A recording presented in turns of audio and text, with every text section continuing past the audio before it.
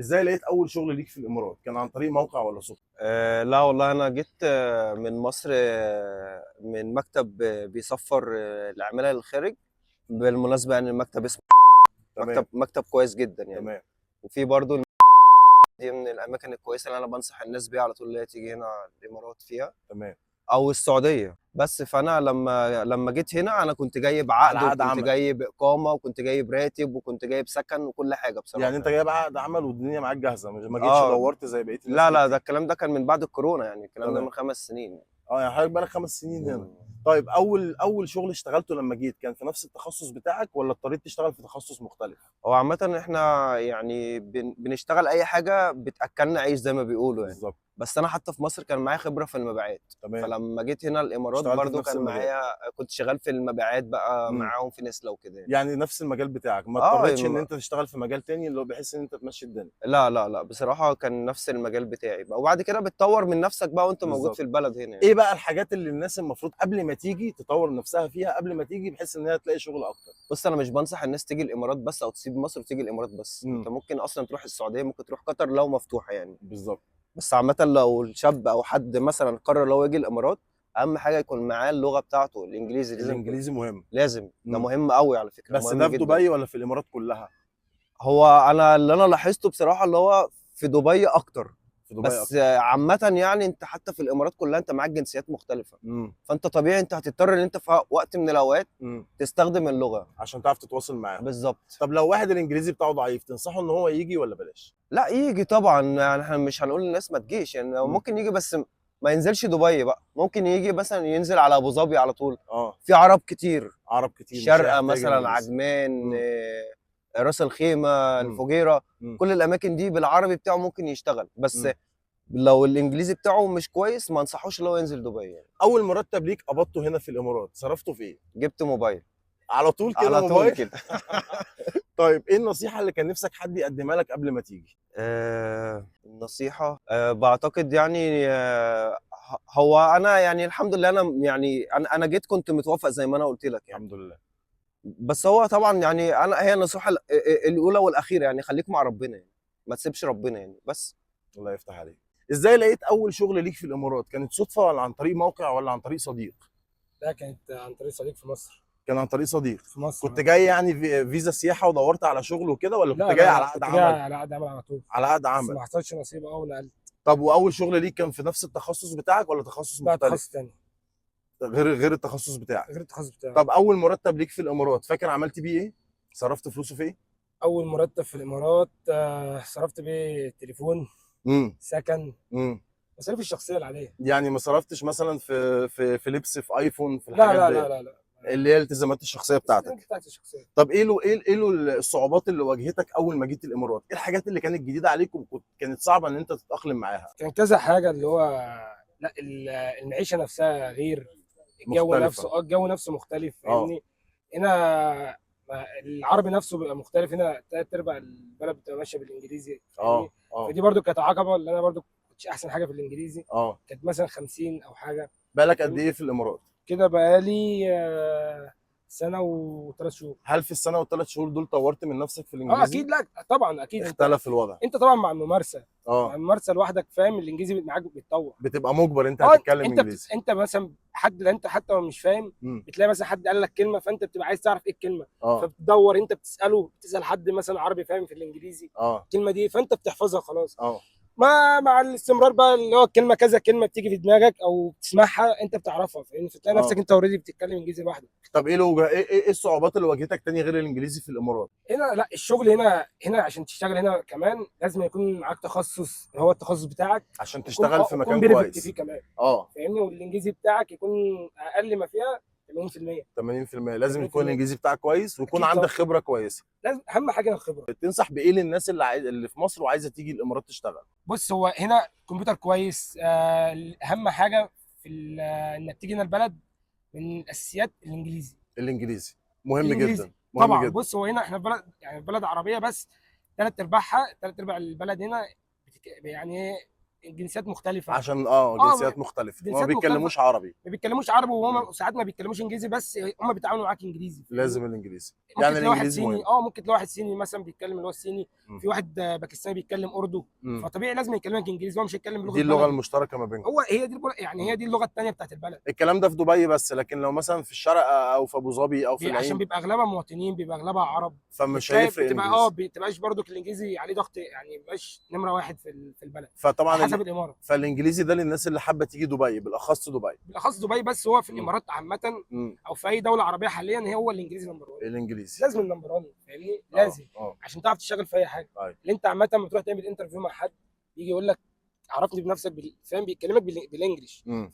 مفيش عربي. مم. حتى لو هو مصري وانت مصري، او هو عربي وانت فاهم، ايا يكن جنسيتك، مم. بتتكلموا انتوا الاثنين بنفس اللغه، لا لازم يكلمك لازم انجليزي. انجليزي. عشان انت تلات دي ارباع لغه التواصل. تلات ارباع العملاء هنا بيتكلموا انجليزي. يا صاحبي انا افلق، انا ممكن بس ده انا حبيبي عايزك تقعد. معتز، ولا عايز نقعد؟ تعالى نقعد. لو عادي، انت مش مش مشكلة. لو انت حابب تقعد.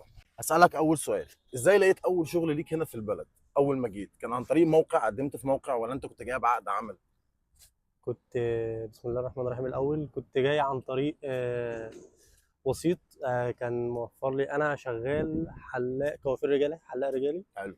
فكان حد مكلمني ان انا انزل مكان في شغل معين، والتأشيرة بتاعتي كانت على حساب انا. تمام. وتمام. لما جيت اتفاجئت ان اللي هو قاله او اي مختلف. مختلف، المكان نفسه مم. ما مش طموحاتي، او مش مم. مكاني، او المكان اللي انا مش هقدر اكمل فيه. مم. فاضطريت ان انا اغير مكاني بسرعه من قبل حتى ما اقعد او اكمل اول يوم في المكان. مم. غيرت المكان. بس كان معاك الاقامه بتاعتك. بس كانت لسه في فتره السماحه، اللي هي في الفتره الاولى اللي هي معاك كنت لحد تعديل مكنسل الوضع. يعني الاقامه. هي فتره تعديل الوضع، انت كنت ماشي في الاقامه. يعني اول وظيفه اشتغلت فيها في الامارات لما جيت كانت في التخصص في بتاعك، التخصص ما بتاعي. اشتغلتش في حاجه تانية. ما حاولتش ادور في مجالات تانية، لان انا عارف ان انا هتعب. او كل من هو بيطلع بالمثل المصري عندنا، اللي يخرج من داره يتألم يتقل مقداره. مقداره. طيب اول مرتب ليك فاكره؟ اول مرتب قبضته في الامارات لما جيت؟ اول مرتب، اول شهر كان فيه معاناة، اه. تغيير شغل وكده. امم. ولما نزلت غيرت من إمارة لإمارة. كنت مم. في إمارة أبو ظبي، ودلوقتي بقيت رحت إمارة عجمان. عجمان. اه. كنت شغال نسبة في المكان. بس كانت النسبة كويسة، بس المكان كان لسه جديد، وكان لسه بيكبر. مم. كانت ناس كويسة جدا والتعامل كويس جدا، لكن كان بره طموحاتي ان انا عايز مكان. انا شغال، عايز اشتغل، انا جاي اشتغل، مش جاي ان انا اضيع وقت. يعني شغل الحلاقه، لو واحد مثلا حلاق وعايز يجي الشغل هنا بيبقى بالكوميشن مش بالمرتب؟ على حسب المكان. يعني دبي تقريبا مختلفة عن امارات تانية. ايه الاختلاف؟ ان انا نزلت ابو ظبي دورت شغل هناك، كانت نسبة، ونسبة 40%. امم. تاخد 40% من اللي جاي لك. اه. وعجمان كان في نسبة 45% و50% بتاخدهم. يعني احسن وعلى من ابو حسب ظبي. المكان، بس هي اسعار اهدى شوية. امم. يعني مثلا ايا كان، هنا سعر، هناك سعر اقل. امم. وعلى حسب المكان يعني. طيب ايه الصعوبات اللي واجهتك اول ما جيت هنا؟ الحاجات اللي كانت صعب تتاقلم معاها؟ التأقلم كانت بالنسبة لي أول فترة اللي هي السكن. السكن. السكن وتغيير طريقة العيشة، من حد مثلا عايش في شقة كاملة بتاعتك لوحدك أنت وأسرتك، امم. و...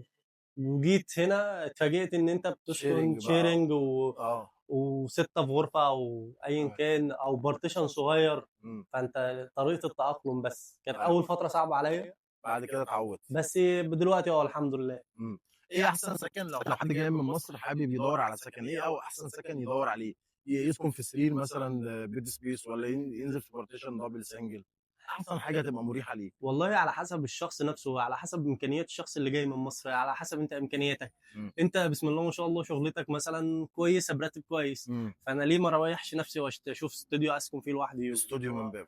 من بدري اسكن فيه لوحدي. مم. انا راجل ربنا رزقني براتب كويس، فاعيش لنفسي. اه. آه، ايا كان بقى شغلك بقى معمار زي حالاتنا على الله كده. مم. فلا شيرنج زينا زي الناس بيبقى اجباري مش ايه اختياري. بالظبط كده، مم. ما فيش ان انت في رفاهيه. ما فيش طب ايه النصيحه اللي كان نفسك حد ينصحها لك قبل ما تيجي الامارات؟ النصيحة. آه، دي كانت بالنسبه ان انا دي اول مره اسافر فيها واتغرب، كانت بالنسبه لي الموضوع مختلف جدا. مم. النصيحه توكل على الله وسيبها على الله.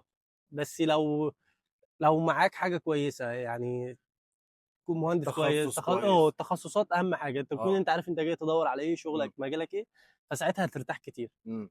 ولازم يبقى عنده خبره، والانجليزي طبعا مهم جدا هنا. الانجليزي مهم جدا جدا هنا، وطريقه التعامل، ايوه. وحتى لو عندك نسبه 40% 30% مع مم. التاقلم، مع التعود، مع الاستمراريه، مع الكلام مع الناس، لا بتتعلم. بتتعلم كتير. مم.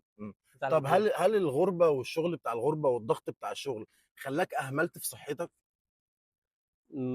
كشخصيا اه. انا لا، ما باجيش على نفسي عشان حاجه، ما لا. زلت مهتم بصحتك بقى عادي؟ اكيد جيم يعني الغربه ما اثرتش عليك في حاجه لا زي لا كده؟ لا لا، مش مم. هتاثر عليا ولا مم. هتاثر. How did you find your first job in UAE? in UAE. I found a job like by any chance, By chance. by chance, In website or by friends? from website. Which website? It's LinkedIn? it's LinkedIn. LinkedIn? Yeah. That's very good. Did you work in your same field at first? No, Different? completely different. What makes you work in a different field?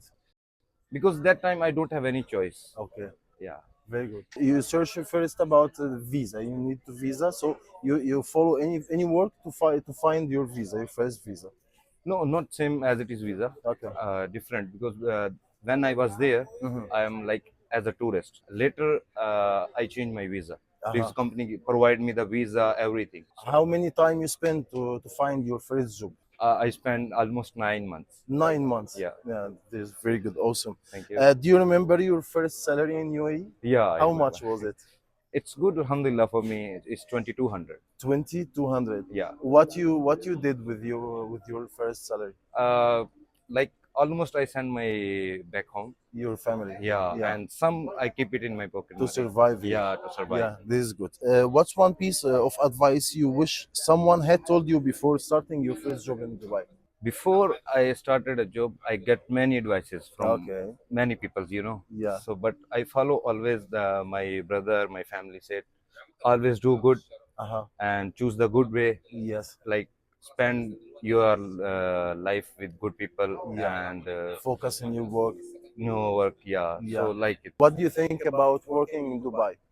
It's very nice. Very nice. Very good one. You I appreciate. you advise to people to come in Dubai searching Of course. about work. Of course. This is your advice. Yeah, I advise to everyone, Uh-huh. come here. Dubai is safe, secure, Uh-huh. and a very nice country. Thank you, bro. Thank Thank you you so so much.